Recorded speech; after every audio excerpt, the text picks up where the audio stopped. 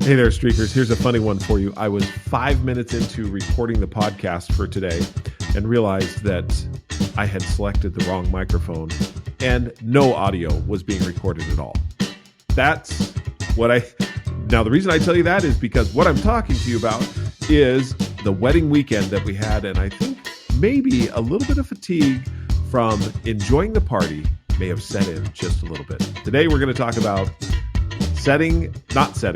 keeping your streaks alive when everything is so busy. I've talked about it before. I'm going to talk to you about it again because this wedding weekend, along with graduation, one of my daughters graduated from college, was all part of this. And the question is, did I keep the streaks alive and why? Why do it when seems to be you're doing the basics, the floor of the streak? Why is it that you keep it going? That's what we're going to talk about today. So let's start streaking. What is streaking and why should you do it? Streaking is how you set up personal winning streaks.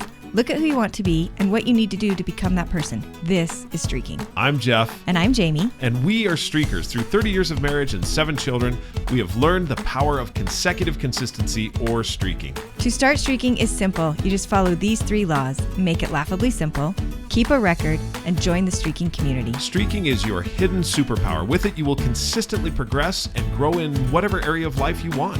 In this podcast, Jeff and I will share all the fun, exciting, serious, solemn, wonderful parts of family, spiritual, professional, and personal life, and how streaking powers it all. So join us in the conversation, join the movement, and start streaking today.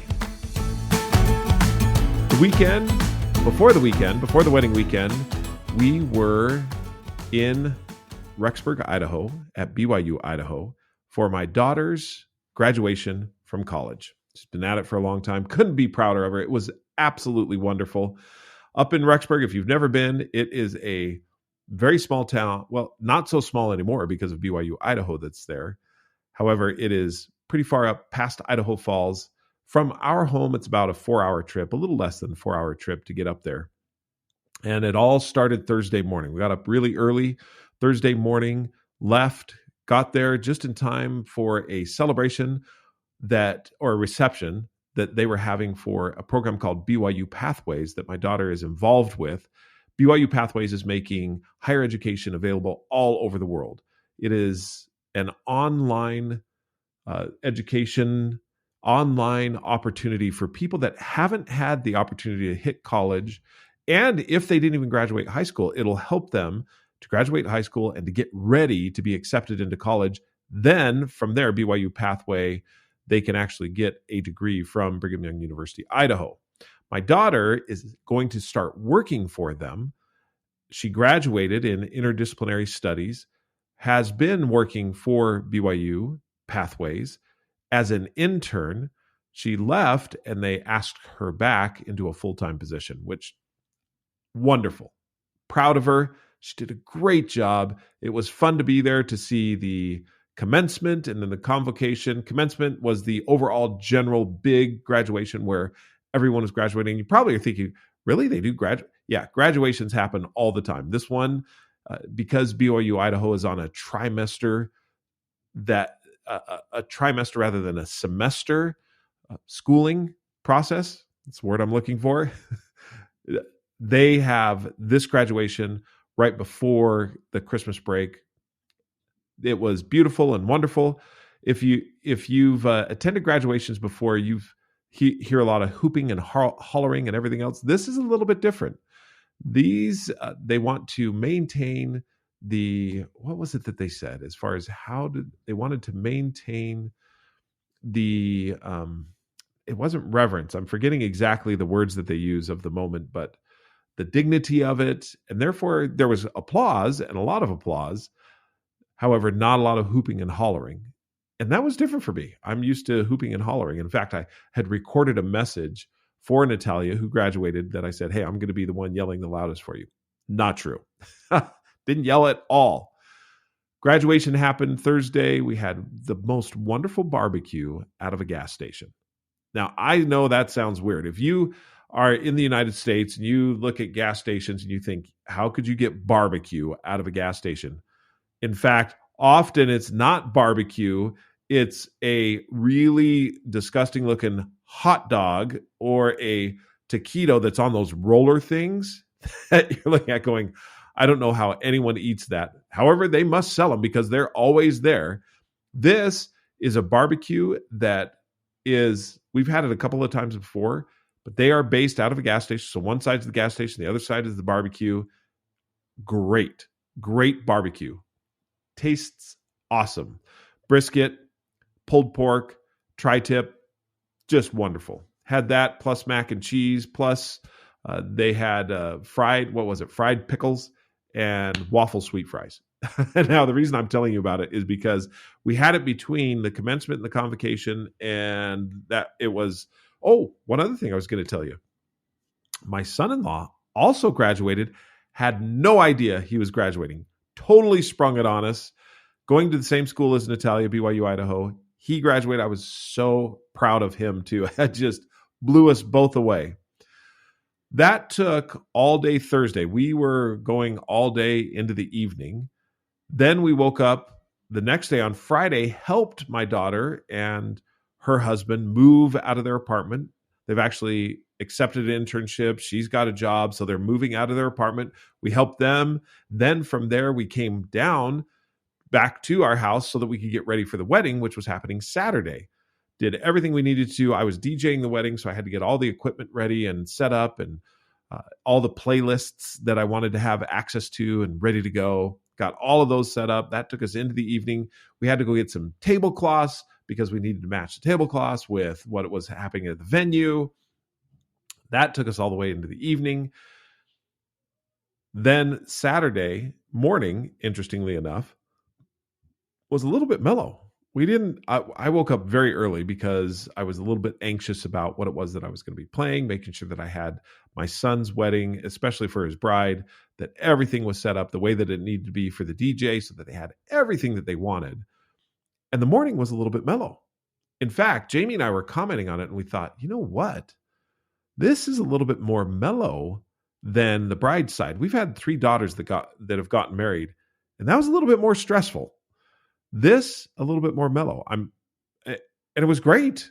Jamie and I talked a lot about it. We're like, wow, groom side's a little bit different. The other thing we talked about is we were asking each other, where do you think the tradition of the bride paying for almost everything, where did that start?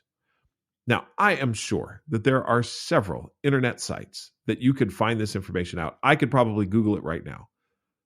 Aside from that, just putting a little bit of thought to it and coming up with our own reasons, Jamie and I decided that the person who wants the party is usually the bride, and she wants the party so that she can be beautiful dress. I want to celebrate this great big marriage and wedding. Obviously, the wedding reception, you have gifts that come about. I know that the reception itself, part of the tradition comes because, or it comes not because, the tradition is that you are celebrating a new king and queen, and showering them with gifts is partly in celebration of that and to help them get going. And I'm just wondering if the bride's like, but I want to have the reception, and therefore the bride's family pays for most of it. I know that we did that for our 3 daughters. This one, my son's wife's family paid for that, and they're an awesome family. Oh my goodness, my son and his wife are phenomenal. Her family is phenomenal. It was just a great event overall. The DJing, I just had a blast. It is so much fun to get the dance party going and to play the music. I just enjoy it. I've been doing it for 25 years. I've DJed dances and weddings and parties, and they're just a lot of fun. Okay, so that took us all the way into the evening. Stopped by In-N-Out Burger to grab a burger and some fries on the way home. Got home at around, 10:30, 11 o'clock, something like that. Still had streaks to do. And then Sunday, we went and celebrated my brother's family. Now, I'm giving you a little bit of a travelogue, and this is all leading up to a point, and I hope that it's not boring you. Sunday, went to my brother's house. He hosted a lunch, and we stayed there and played games. We took people to the airport and back, which took another hours. All of that on Sunday. Now, of these 3 days, Thursday, Friday, Saturday and Sunday, 4 days. I can't even count. That's a little bit how worn I am. I did my streaks on every single one of those days. Every single one. Now, isn't there a point where you may ask the question, can't you just not do it for a couple of days and then just pick it up again? I have found that anytime I give myself an excuse, doesn't matter what the excuse is, to not do the streak, it's not a couple of days before you pick it up again. It's a couple of months. It's a lot of time in between.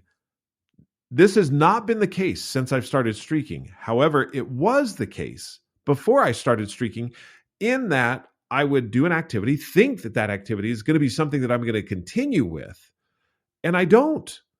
And the question is why? What is it in our psyche and our behavior that stops us from doing what it was that we knew was good for us? Today, I was doing a little bit of consulting work with a client, a Franklin Covey client, with the 4 disciplines of execution. And they were talking about how when they initially put the 4 disciplines of execution in place, they get an uplift. There's this motivation and excitement that comes from putting it in place. However, once it got to a certain point, there's a couple of things that happen in the psyche. You know what? We got here. I think we can keep this going. We don't need to really pay attention to not be as intentional or deliberate about it anymore. Immediately they saw a fall off in the results. That is true across the board in regards to behavior and activity. If you are not intentional and deliberate about your behavior and activity, it will not last. You will not continue to grow. You will not continue to progress. If, however, you do the laughably simple thing and you continue to do that laughably simple thing, you will have moments in time where you have greater intensity, greater focus, and others where you do the floor of your success. Completing the streaks that I have while in all of this time, busy time, was something that helped ground me in the things I wanted to continue to focus to do. Now, some of the streaks coincided with what it was that I'm doing. For example, connecting with one of my children. I was connecting with one of them because we had the whole family out all the time. Connecting with them was great. I got overboard on connection. That doesn't mean, though, that I've connected enough with them that, that'll last for a couple of months. Sometimes we talk about, in Franklin Covey, they talk about the emotional bank account, and you've got to put deposits in.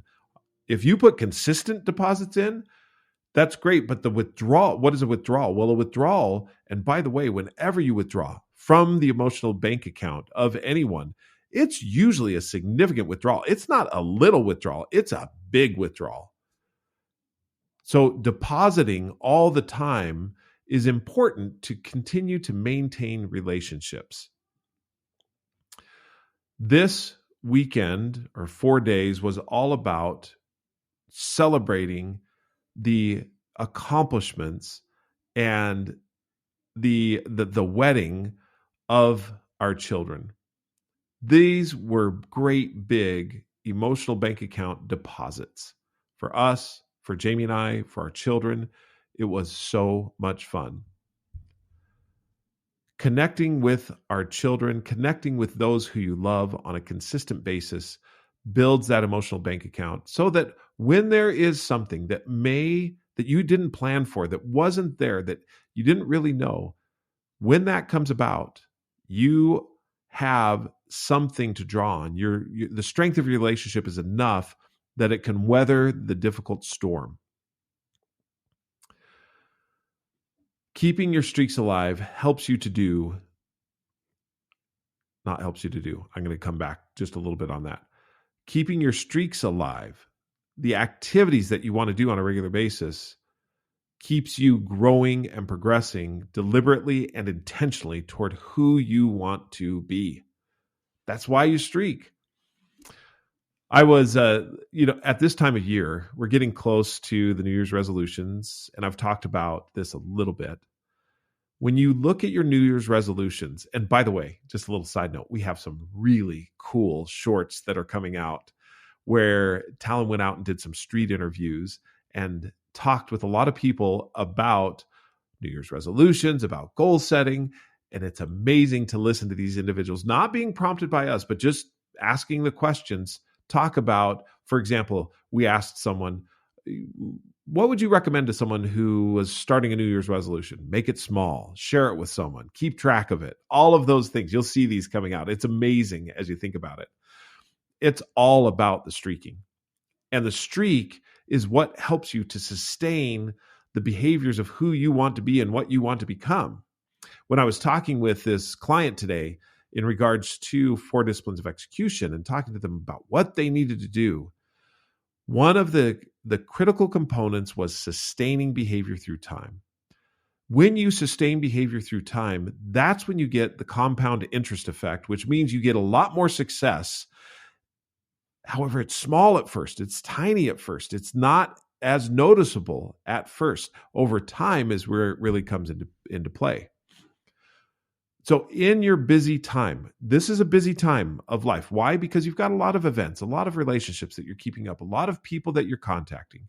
There's presents that you're buying. There's parties that you're going to. Keep your streaks alive, because as you do, that gives you the consecutive muscle, or continues to strengthen your consecutive muscle, so that when you have the times where you can spend a little bit more energy, a little bit more intensity on a particular set of streaks, you don't have to start over. You're keeping going. There's a lot of studies on this. I need to really start to quote some of those in here so that you can see what they are. But the streak does keep you progressing, growing toward who you want to be. Now, if you want to find out more about streaking, you can buy the book at Amazon, Barnes & Noble, or anywhere books are sold. We're on to the second edition of, and we've begun the manuscript for the second edition of Streaking, and it's going to be a lot better. I was talking to someone just the other day. They're like, so is the Streaking book. It's a good book. It's a 4-hour read. It's a quick read. On the scale of good, 0 is good, to 10, excellent, I was asked this just the other day, where would you put the Streaking book? Now, remember, the calibration of the scale is good to excellent, not from bad to good. If we're on a bad to good, or if it were on a bad to good scale, so bad was 0, good was a 10, I would say that the Streaking book is right up there, 9 or 10. It teaches great principles. It's a quick read. It helps with metaphors and with common stories, really get some understanding around streaking and what it is you do to maintain successful streaks. Now, if you change that scale where 0 is good and 10 is excellent, I would say the Streaking book is right around a 3, maybe a 4, but a 3 or a 4, which means we need to do a better job. We need to get a Streaking book in your hands that has a couple of different things. First of all, real life of examples of people who have set streaks and how it's changed their lives. I've got 7, 8 streakers in the Streaking app that we're going to get their stories. They're going to tell their story about how streaks have impacted them. Second thing is the academic studies that have been done on streaks and streaking. We've got a professor, we interviewed him, Danny Weathers, on this podcast, on the Streaking podcast, and he talks about what streaks do in marketing. We're going to quote that. There's other areas as well. We're going to talk about in the second edition of the Streaking book, the difference between goals, habits, and streaks, and how they work together, and what it is you do to use them to create self-improvement. Right now, the working title of the manuscript is Streaking, still Streaking. And then the subtitle is Running Naked Through Life. Or it's not running. It's The Art and Science of Running Naked Through Life. The reason I want to use that is obviously capitalizing on the Streaking title, but also streaking is about being vulnerable. So the art and the science of running naked through life, it's the vulnerability that you are going to employ in your own life to do laughably simple things in a consistent manner that bring about massive, fantastic results. If you want to read the Streaking book now, please do. We've got plenty of copies out there. It's a great read. Amazon, Barnes & Noble, anywhere books are sold. The Streaking app continues to get better every single day. That's another place where you can mark your streaks, share a streak, invite others to start doing the same streak you're doing, or invite them to the Streaking app. Create a community, all of that in the Streaking app. Share your success. Wonderful, fantastic, amazing. Download it, give us a review. Hey, subscribe to the podcast, share the podcast with someone. Let them know that on this podcast, you really learn what it is to set up laughably small things that bring about great success in your life. That's what this is about, to give you what you need to continue to progress on a daily basis. Until we talk again, keep streaking.